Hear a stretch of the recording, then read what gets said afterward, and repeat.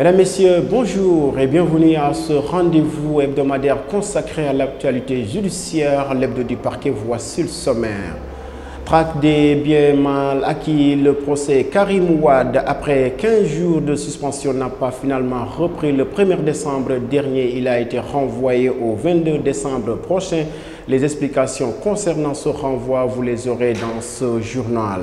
Restons toujours avec ce renvoi du procès de Karim Wade et compagnie. Les avocats dénoncent dans un communiqué, ils parlent du non-respect des règles de jeu entre les acteurs de la justice. Traque des biens mal acquis, Aïda Ndiong et compagnie restent en prison. La demande de liberté provisoire rejetée par le juge d'instruction. Également, vous aurez les explications dans ce journal.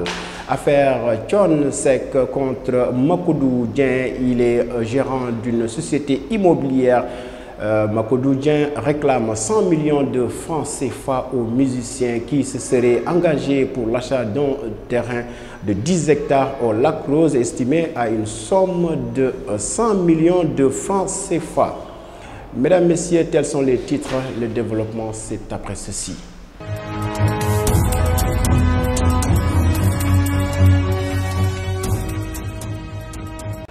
Après 15 jours de suspension, le procès Karim Wade et compagnie n'a pas finalement repris le 1er décembre dernier. Il a été renvoyé au 22 décembre prochain.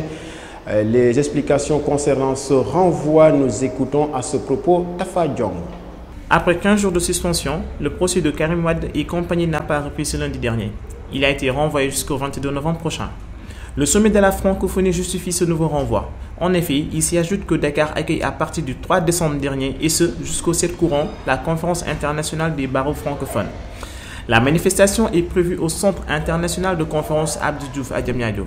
Autant de raisons qui font penser à la probabilité d'un renvoi qui était déjà attendu. Ouvert le 31 octobre dernier, le procès Karim Wade semble avancer à pas de caméléon à cause de nombreuses suspensions d'audience et de longs interrogatoires, suite au limogeage du procureur spécial Alioune Ndao, remplacé par Cheikh Tidiane Mara.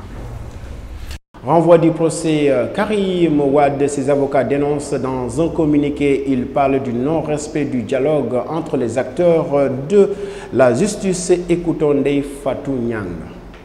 Le jugement de Karim Wade devant la Cour de répression de l'enrichissement illicite qui devait reprendre le 1er décembre dernier a fait l'objet d'un renvoi au 22 décembre prochain.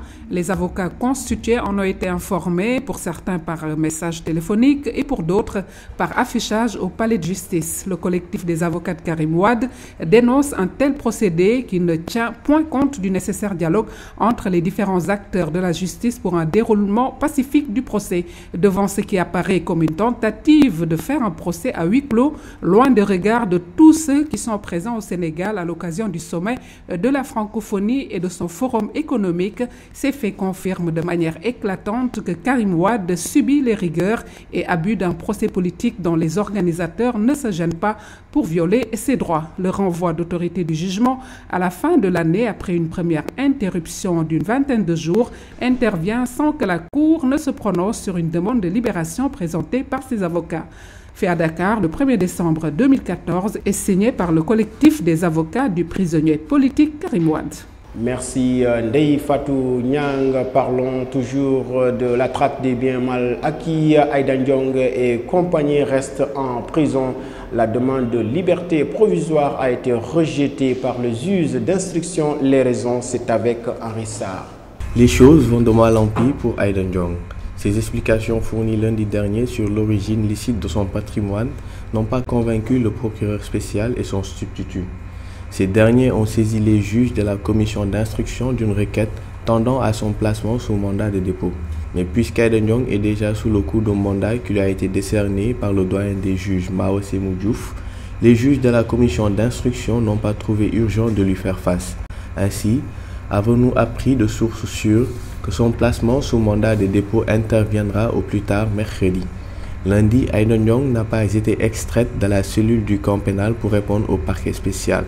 Ce sont ses avocats commis qui se sont rendus à la Cour de répression de l'enrichissement illicite pour les besoins des explications sur la provenance licite du patrimoine de leur cliente. En effet, après réception du document de justification, le procureur Alioune Ndao et son adjoint Antoine Félix Diome ont pris des heures à le parcourir. À terme, ils n'ont pas été convaincus de la justesse des preuves fournies par Mme Aïda Ndiong. La conséquence de ce refus du parquet spécial a été la saisine des juges de la commission d'instruction qui décide de l'opportunité ou non de placer la dame sous mandat de dépôt. Aïda Ndiong, dont les avocats dénoncent avec véhémence les 2 procédures judiciaires contre elle, est maintenant entre le marteau du tribunal régional et l'enclume de la CREI.